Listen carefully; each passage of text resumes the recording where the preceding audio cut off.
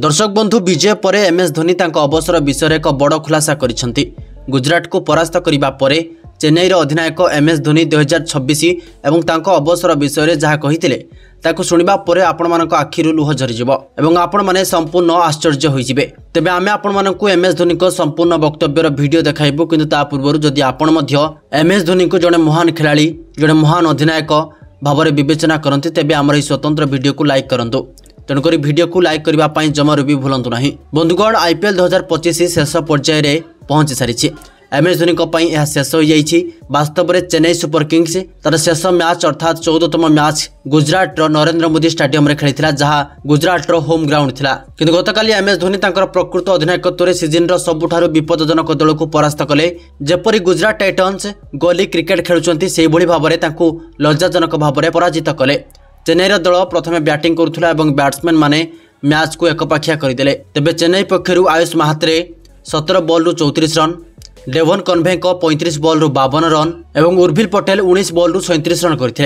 यह सहित सबुठारु बड़ विपदजनक खेलाड़ी डिवाल्ड ब्रेविस मात्र 23 बॉल 57 रन विस्फोरक पारी खेली और रवींद्र जडेजा 18 बॉल 21 रन करते। एहिपरि भाव में घातक इनिंग्स आधार में चेन्नई सुपर किंग्स दलर स्कोर 230 रन में पहुंचीला और चेन्नई देखाईदेला जे चेन्नई 231 240 भाया स्कोर कर। तेज 231 रन टार्गेट किसी छोट टार्गेट नुहे।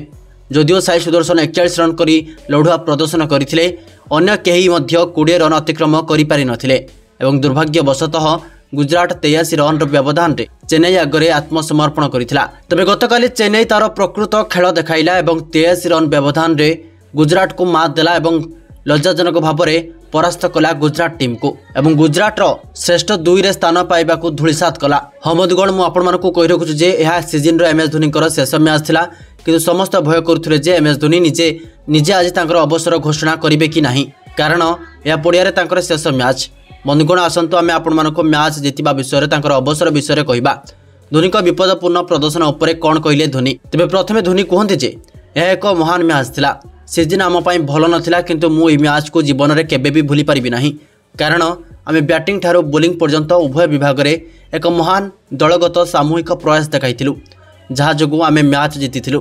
यापर हर्ष भोगले दि ग्रेट भाष्यकार एमएस धोनी को मजा करी पचारे जे यह कौन आम शेष थर पर धोनी को देखुचु। धोनी हसी हसी कहते बास मो पाखरे समयर विलास अच्छी, मोर कौन दायित्व ना, मो पाखरे एबे भी 4 ରୁ 5 मास विश्राम नेबापी समय अच्छी।